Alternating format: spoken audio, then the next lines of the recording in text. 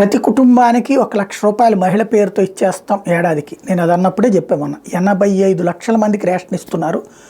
85 లక్షల కోట్ల రూపాయలు ఎక్కడి నుంచి తెచ్చిస్తాడు? కొంతమంది టట్టట్లాగా 85 లక్షల మంది 85 కోట్ల మందికి ఇస్తున్నాడు. ఒక్కొక్క వాళ్ళకి 5 కిలోలు కాబట్టి అదేమి అట్లా రాదే.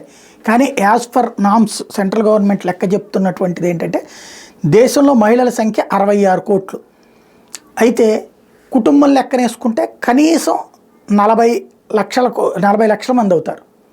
అంటే ఒక మహిళ ఇంటూ ముగ్గురు వేసుకుంటే 40 లక్షల మంది అవుతారు. పోనీ 30 లక్షలు వేసుకోండి. 30 లక్షల మందికి 30 లక్షల కోట్లు అంతే కదా కావాల్సింది. ఏడాదికి 1,00,000 రూపాయలు అంటే 30 లక్షల కోట్ల రూపాయలు కదా. ఎందుకని 30 కోట్ల మంది ఉన్నారు కాబట్టి 30 కోట్లు ఇంటూ 1,00,000 30 కోట్ల లక్షలు ఇది కదా. వాస్తవంగా మన భారతదేశపు బడ్జెట్ ఎంత ఉంది ఇవాళ ఉన్నటువంటి లెక్కల ప్రకారం 45 లక్షల కోట్లు. అంటే 45 లక్షల కోట్ల బడ్జెట్లో ఇక్కడికే ఓ 35 లక్షల కోట్లు తీసేస్తే ఇంకేం చేస్తారు అప్పుడు?